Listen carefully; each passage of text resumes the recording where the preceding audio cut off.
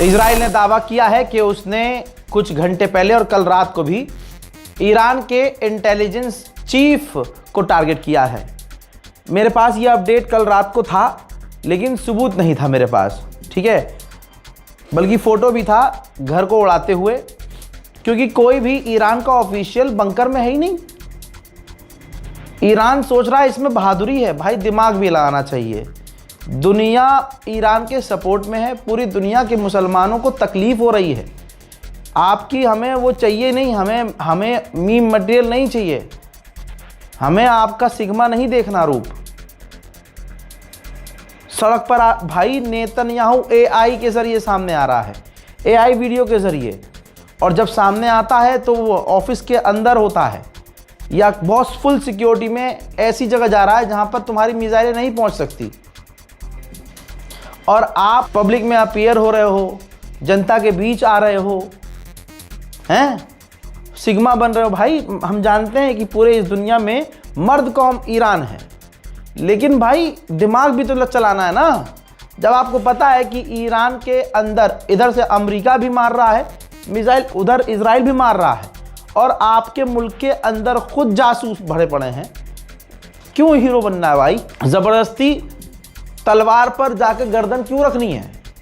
मुझे तो यही समझ में नहीं आ रहा है। जब से खामनाई की शहादत हुई है, ये चीज़ मैं ट्रैक कर रहा हूँ, और मैंने बोला भी कि ईरान के लोग छुप नहीं रहे हैं। भाई समझदारी इसमें थोड़ी ना है कि आप खुले में, आवाम ईरान की आपके ऊपर रिलाय है,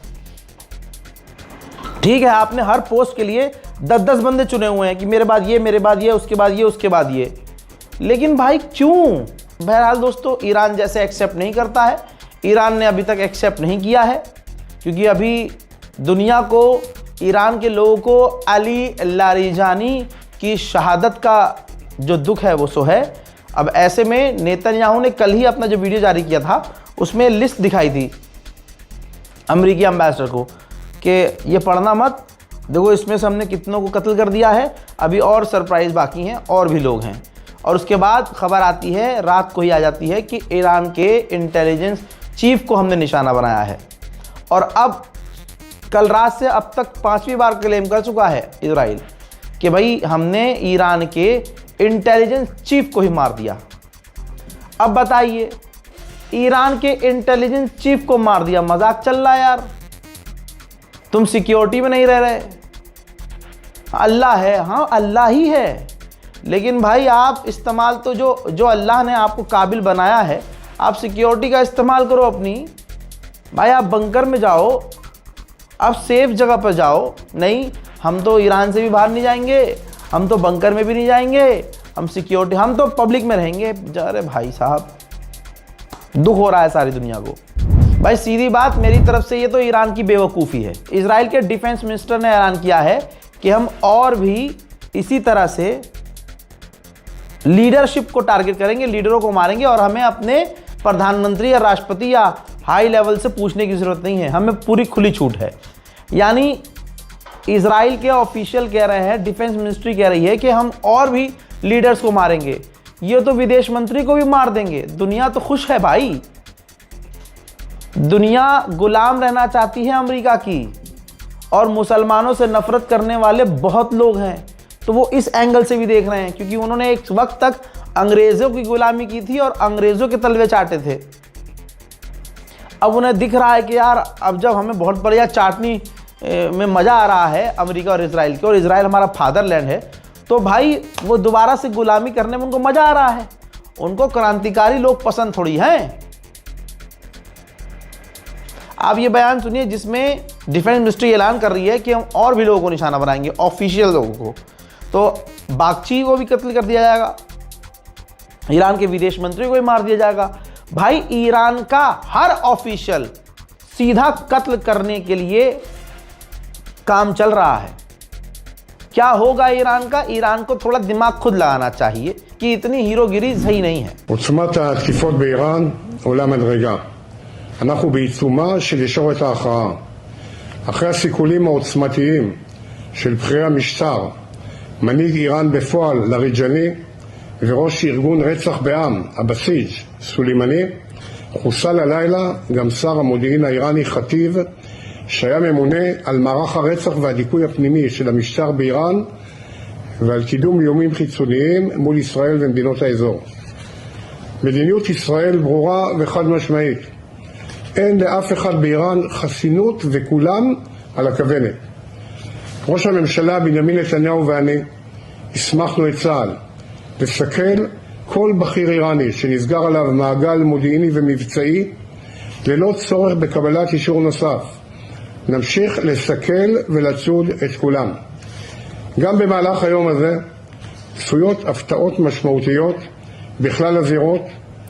अभी लारिजानी की एक फ़ोटो दिखा रहा हूँ, ये देखिए, उन्होंने इस तरह की अंगूठी हाथ में पहनी थी, जिनको कल शहीद किया गया रात को उनके जवान औलाद के साथ। ठीक, अल्लाह अकबर। ये अगली तस्वीर देखिए, मलबे में दबे हुए हैं, अंगूठी से पहचान की गई है, जिस्म की हालत बहुत बुरी हो चुकी थी, मलबे में दबे हुए थे और उनके कमांडर और उनकी जवान औलाद भी, उनका जवान बेटा उनके साथ शहीद हुआ है।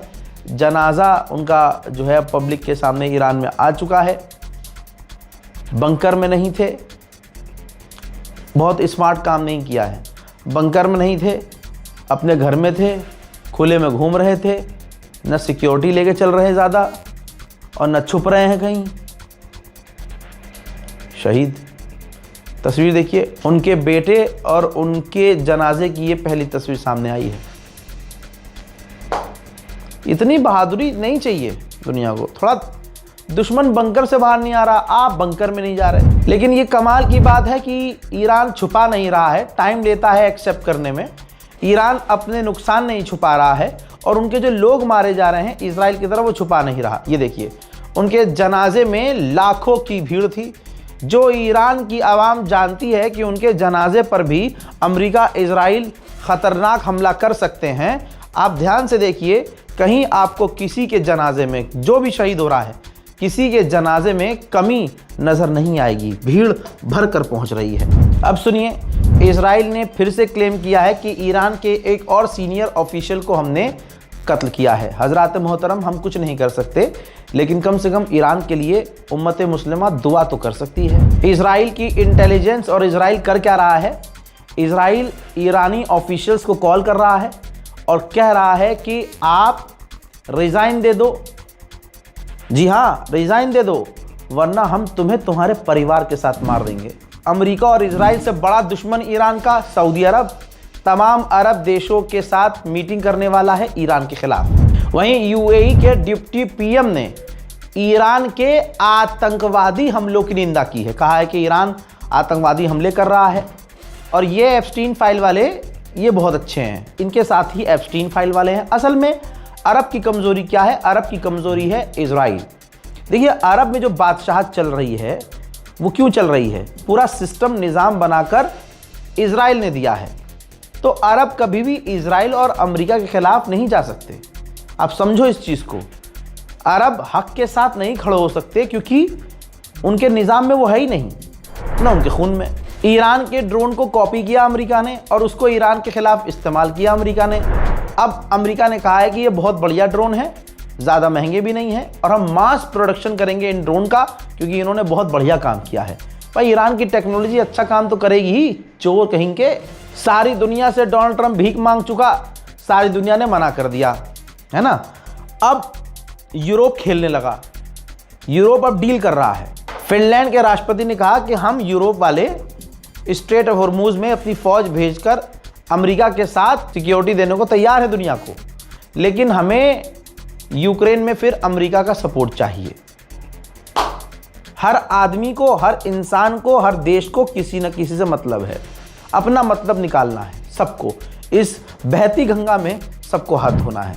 उधर सऊदी अरब ने ऐलान करके बताया है कि हमारे यहाँ अमरीकी एम्बेसी जो है, हमारे लिए जो सब कुछ है, वहाँ पर ईरान का एक ड्रोन जा रहा था, हमने मोहम्मद बिन सलमान के पिछवाड़े तक का जोर लगा के उस ड्रोन को गिराया है। हज़रात, मोहम्मद बिन सलमान की वजह से बताइए जो भी ईरान के साथ हो रहा है ना, इसमें एक बड़ा किरदार इजराइल का जैसे है, वैसे ही कैरेक्टर और किरदार बहुत अहम मोहम्मद बिन सलमान का है। लेकिन बेगैरत मुसलमान हम हैं भाई, हम 2 दिन बाद सब भूल जाएंगे। कतर और बहरीन ने भी ऐलान करके बताया है कि ईरान के ड्रोन और मिसाइलों को हमने फिर से रोका है। उधर भारत एक और टैंकर पहुंचा है। इसमें मोदी का कोई जलवा नहीं है, पहले ही बता रहा हूं। इसमें अमित शाह का और विदेश मंत्री का कोई जलवा नहीं है।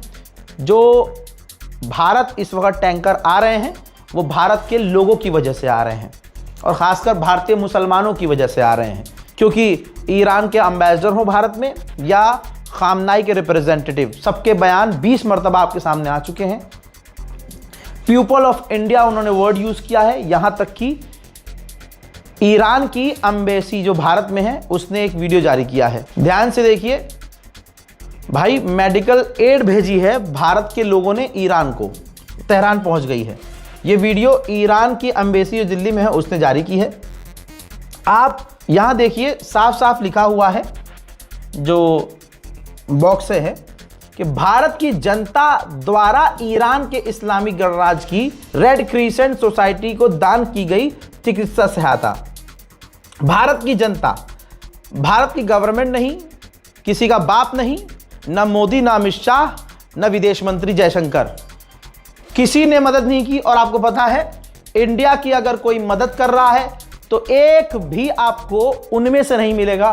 भारत के मुसलमानों ने मदद भेजी है और ये अच्छी बात है कि इंडियन एम्बेसी जो है ईरान में उसने क्लियर किया है कि ये मदद हमें भारतीय लोगों के द्वारा मिली है। ठीक, तो पूरे एक सड़े हुए समाज जो खाली एक नफरत फैलाने का काम कर रहे हैं, उत्तम नगर में नरसंहार की प्लानिंग पूरी कर चुके हैं। दिल्ली पुलिस उनके साथ है। ये तमाम चीजें दिल्ली पुलिस की खामोशी बता चुकी है। भाई ये लोग हर तरह से जो इतने मुसलमानों से नफरत कर रहे हैं, ये ईरान का साथ देंगे? कभी नहीं देंगे, कभी नहीं देंगे। भाई जिनकी नजर में सही गलत कुछ नहीं, तुम कितने भी सही हो, अगर मुसलमान हो तो बस ये तुम्हें मारेंगे। ऐसी मेंटालिटी वाले लोगों को ईरान भी समझता है। जो ये तो भारत के मुसलमान हैं, इन्होंने आवाज उठाई और दुनिया में नजर आई ये आवाज और सुनाई दी, तस्वीरें आई लोगों की, भारत के मुसलमानों की, कि भाई ये सड़क पर उतरे हुए हैं। ईरान को दिखा कि भाई हाँ, गवर्नमेंट छोड़ो, गवर्नमेंट को तो हमारे सीनियर्स के मारे जाने का कोई गम नहीं है, वो दिख गया है। लेकिन इस मुल्क में, भारत में जो मुसलमान करोड़ों की तादाद में है, वो हमारे साथ है।